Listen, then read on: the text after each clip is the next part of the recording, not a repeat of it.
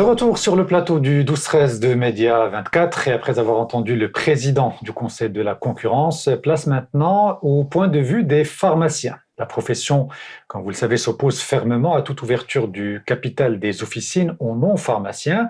Le Conseil régional des pharmaciens d'officine du Sud a d'ailleurs adressé un dossier argumenté au Conseil de la concurrence pour contester cette orientation.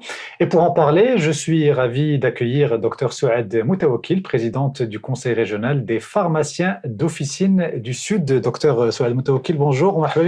Bonjour, merci pour l'invitation. Je vous en prie. Alors, le président du Conseil de la concurrence, on l'a écouté, nous dit que le modèle actuel montre ses limites et que le débat doit être ouvert en tout cas pour sauver le secteur et lui permettre d'être un maillon solide et essentiel de la réforme globale du système de santé. Pourtant, vous rejetez catégoriquement le principe même de l'ouverture du capital des pharmacies d'officine, même minoritaires. Alors expliquez-nous pourquoi vous vous opposez fermement à cette mesure. Donc rejet total, comme vous l'avez souligné, par toutes les instances syndicales et ordinales, et aussi par tous les secrétariats des partis politiques, et même certains partis politiques d'ailleurs sont prononcés par rapport au refus catégorique aussi de ce point. Pourquoi? Parce qu'il y a la spécificité d'abord marocaine. Pour toute réforme, on prend en compte les considérations socio-économiques d'un pays. Et pour moi, ça n'a pas été pris en considération dans le fameux rapport. Un rapport qui a une approche d'un avis technique, mais cet avis technique ne peut être appréhendé parce qu'il ne peut pas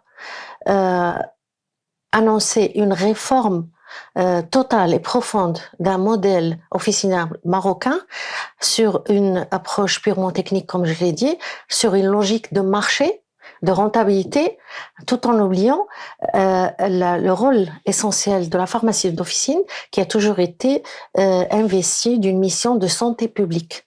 Et d'ailleurs, cette mission de santé publique, c'est ce qui a été à l'origine de la jurisprudence de la Cour de justice européenne en mai 2009. Qui a dit que quand la libération d'établissements du marché s'oppose aux intérêts de santé publique, ils étaient catégoriques, refus total par rapport à la pharmacie d'officine. Et c'était le cas de l'Allemagne, en fait, cette fameuse jurisprudence. On va parler du benchmark, parce qu'il y a différents modèles que l'on peut comparer pour voir ce qui marche bien et ce qui marche le moins. Mais vous avez insisté sur un élément et j'aimerais vous faire réagir là-dessus. Vous dites que l'officine ou la pharmacie n'est pas un commerce comme un commerce normal, mais c'est un établissement de santé. Mais en quoi le fait d'ouvrir le capital d'une pharmacie change juridiquement et fondamentalement l'activité de la pharmacie. Je vous donne un exemple. On a bien des hôpitaux et des cliniques privées qui ont des fonds et des capitaux avec des investisseurs qui ne sont pas soit des médecins ou des professionnels de la santé. Pourtant, ça n'altère en rien les actes médicaux qui sont prodigués au sein de ces établissements. Alors pourquoi, au niveau de la pharmacie, vous dites que c'est problématique et que ça va changer la donne? Oui, c'est problématique et j'insiste là-dessus. Parce que déjà, comparer l'officine aux cliniques, n'a pas lieu d'être.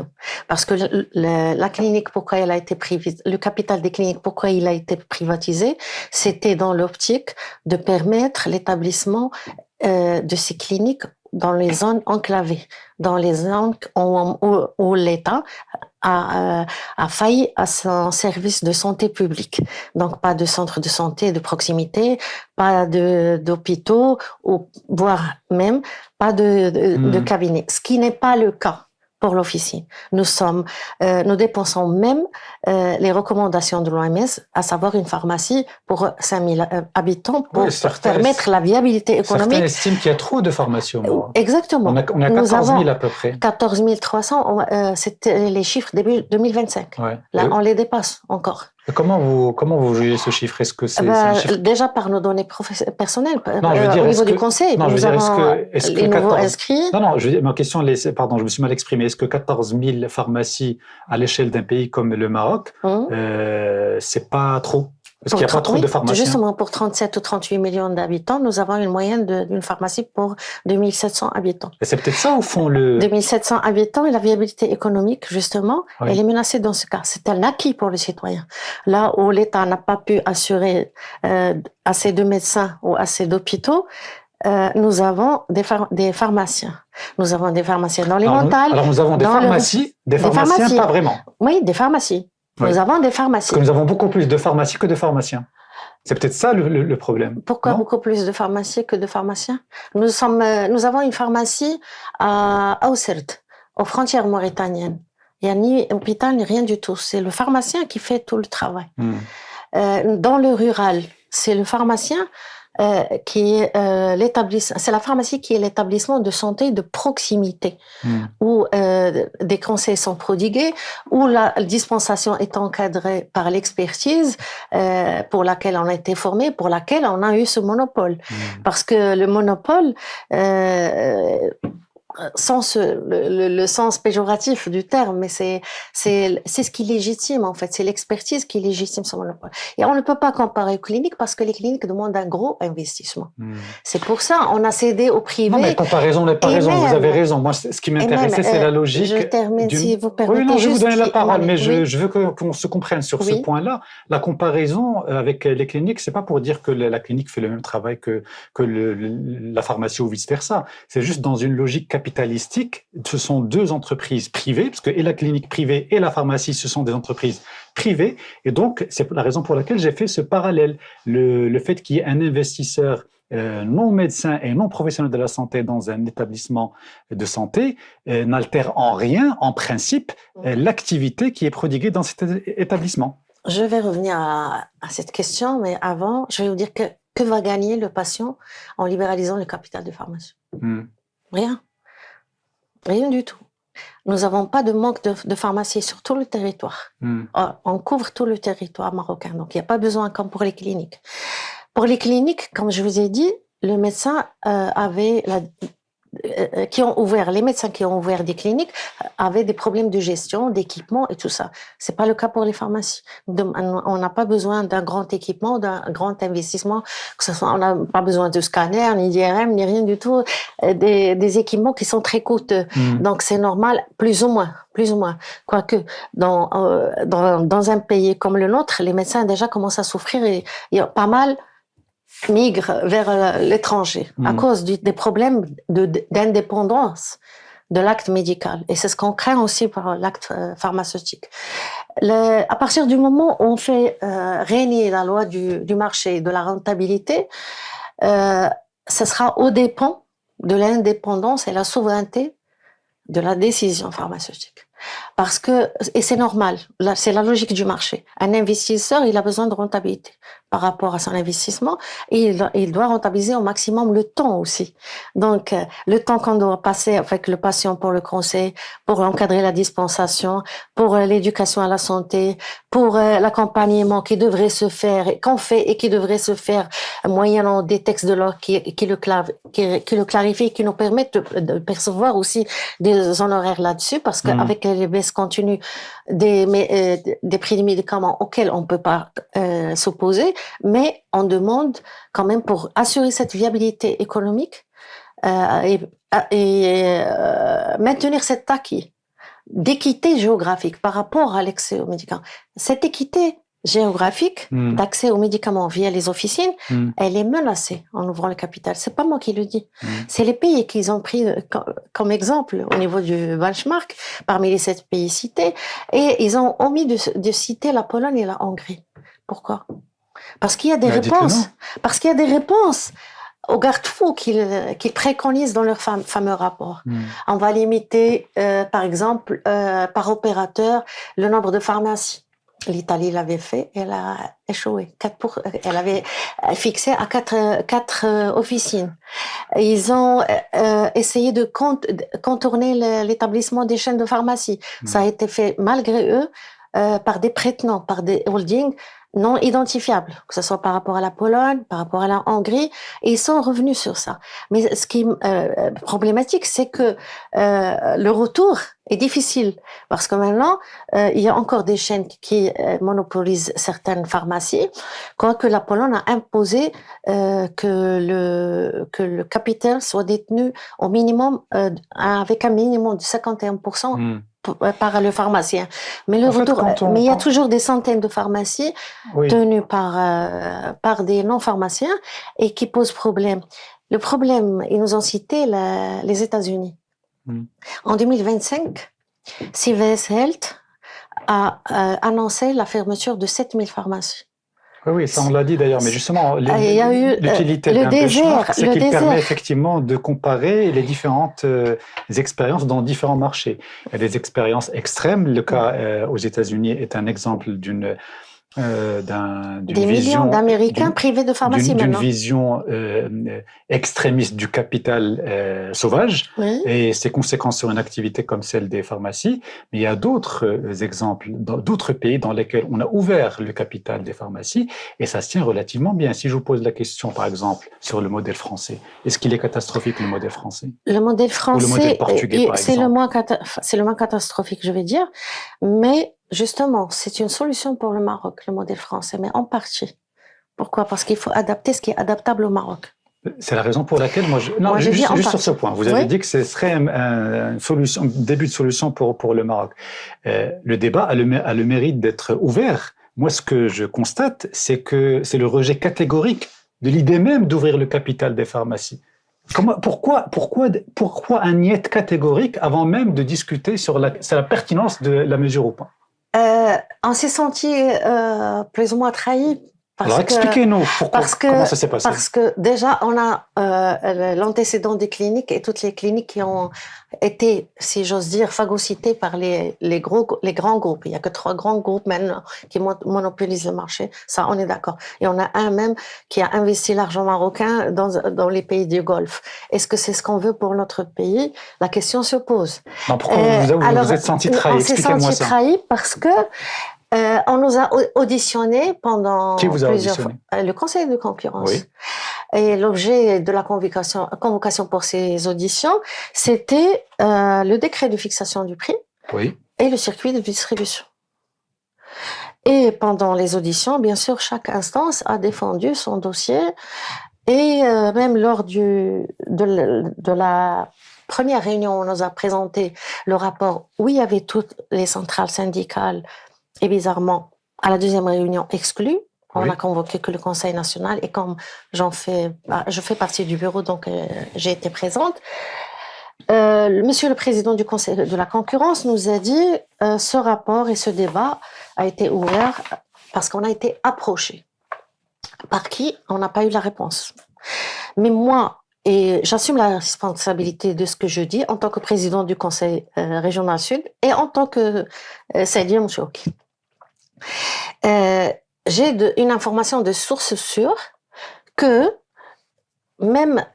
émane de l'association des grossistes, qu'ils ont présenté, que les grossistes ont eu une réunion préalable avec monsieur le président du Conseil de la concurrence et lui ont présenté une étude sur leur secteur. Parce qu'ils avaient le souci par rapport au délai de paiement de 60 jours qui devait s'appliquer. Ils sont créanciers de certaines pharmacies. De certaines pharmacies. Et la présentation du rapport lors de la première réunion, moi, c'est ce que je reproche à cette étude, cette approche. Pour qu'on comprenne bien, ce que vous nous dites, c'est que à l'origine de cette discussion, certains grossistes ou les représentants des grossistes ont approché le Conseil de la concurrence pour militer en faveur de l'ouverture du capital des pharmacies. Non, je dirais pas ça. Le débat a été initié suite à une réunion où on lui a présenté une étude. Et on lui a parlé de problèmes de crise économique des grossistes et de reconsidérer la vision du ministère de la Santé par rapport au décret. Parce que le Conseil de la concurrence, il doit donner aussi son avis.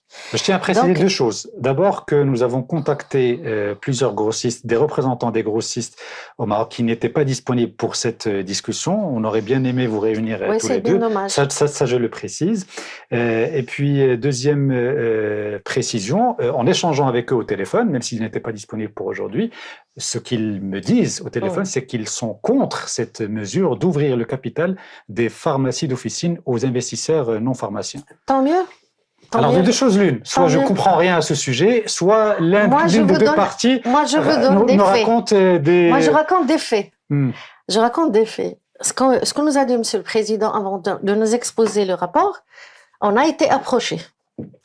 L'information qui est sûre, c'est qu'avant l'ouverture du débat via les auditions et le fameux rapport, ils ont été approchés. Ils ont eu une réunion avec l'association des grossistes, même en présence du président de notre Conseil national. À la réunion, on lui a proposé la problématique justement des délais. On lui a soumis leur étude et on lui a demandé de faire le nécessaire par rapport au décret de fixation du prix, du nouveau projet de décret qui est en cours. Oui. Maintenant, à la fameuse réunion, la première réunion, on nous dit qu'ils sont en faveur de l'ouverture du capital, à l'exception près, enfin à l'exception de, à moins que, pardon, je reformule. Oui. Faut être précis. Exclu de cette possibilité les industriels, l'industrie pharmaceutique bien sûr. Oui, les assurances. Les assurances, les prescripteurs et les cliniques pour conflit d'intérêts. Oui, c'est ce que nous a confirmé d'ailleurs le président du Conseil de la concurrence qui a ajouté que les chaînes de grande distribution également sont exclues de cette activité. Oui, et à l'exception des grossistes répartiteurs qui peuvent bien sûr bénéficier de cette ouverture du capital. Et pour vous, c'est un danger, ça, de permettre aux grossistes de détenir une partie du capital des pharmacies. Le flagrant délit, le conflit d'intérêts, il est là. Le grossiste répartiteur, il travaille avec des pharmacies, il leur fournit des médicaments. Avec certains, il y a des créances. Donc, ça va encourager, permettez-moi de vous dire, encourager une forme de capitalisme cannibalistique. Parce que toutes les conditions sont favorables pour qu'il s'approprie la majorité des pharmacies. Alors j'ai soumis c'est comme si on donnait un cadeau justement aux grossistes. Alors figurez-vous que j'ai soumis ce risque au président du Conseil de la concurrence, ce à quoi il m'a répondu que la loi obligerait dans ce cas les grossistes répartiteurs à vendre dans les mêmes conditions, aussi bien pour les pharmacies dans lesquelles ils ont une part du capital que pour les autres pharmacies avec lesquelles ils n'ont aucun lien. Au début, je vous ai parlé de la spécificité socio-économique et culturelle marocaine. Oui. Si je peux dire culturelle. Qu'est-ce que ça a à voir avec... Je termine et puis je reviens. Mais le temps passe très vite, il faut aller droit au but. Oui. Ce que le Conseil de concurrence a oublié, et je l'ai souligné d'ailleurs à la deuxième réunion, c'est que les grossistes sont déjà détenteurs de l'industrie pharmaceutique. Tous les grossistes, à l'exception d'un. Donc, le conflit d'intérêts, il est encore là. Comment ça l'est? C'est qu'on est en train de favoriser le capitalisme vertical. Oui. Le producteur du médicament et en même temps le grossiste répartiteur et en même temps celui qui va détenir toutes les pharmacies. Ce que vous me dites, c'est que la plupart des grossistes, à l'exception d'un seul, sont des industriels pharmaceutiques. Ben oui. Très bien. Je peux vous citer le nom. Le groupe UGP, c'est Santé Pharma. Pharma 5, c'est MD5 ou quelque chose comme ça, une grossisterie. Oui. Zénith Pharma, ils ont deux grossisteries. Agadir, Marrakech. Je citerai plein d'autres. Non, c'est légal. Jusque-là, c'est légal. Et même l'ouverture du capital des industriels a été faite sur la demande de leur association. Pourquoi? Parce qu'ils voulaient faire hériter leur famille non pharmacienne. Donc, c'était ça à la base. Donc, tant mieux pour eux. Mais comme je C'est l'ai dit dommage qu'on aussi, n'ait pas. l'industrie demande beaucoup d'aide. C'est dommage qu'on n'ait pas aujourd'hui un représentant des grossistes pour justement Alors, confronter les deux idées. Mais je reviens pour sur cette revenir à la question. spécificité marocaine, Non, non, non, parce je que même reviens. maintenant, les Je grandes reviens, pharmacies, on leur donne je les reviens sur commandes ce qu'ils risque veulent. Les d'intégration. petites pharmacies, non. Juste pour que ce soit audible et compréhensible pour Oui, nos téléspectateurs, je veux faire un point sur ce risque majeur, selon vous, d'intégration verticale. oui. Industrie, grossiste, officine.